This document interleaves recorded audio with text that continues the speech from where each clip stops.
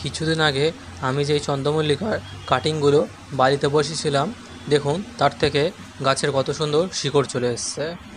প্রত্যেকটি গাছে কিন্তু অনেক পরিমাণে শিকড় চলে এসছে।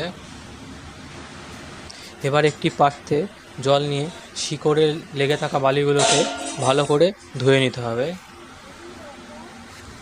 আমি এখানে দোআঁশ মাটি ভালো করে চেলে নিয়ে নিয়েছি।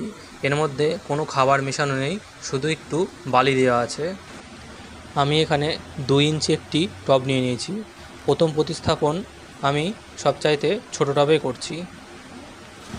এরপর মাটি দিয়ে টবটিকে ভর্তি করে নিতে হবে। টবটির মাঝ বরাবর চারাটাকে ভালো করে বসিয়ে দেবেন। বসিয়ে দিয়ে তার চারিদিক দিয়ে ভালো করে মাটি দিয়ে নেবেন। এরপর পর্যাপ্ত পরিমাণে জল দিয়ে ছায়াযুক্ত স্থানে রেখে দেবেন।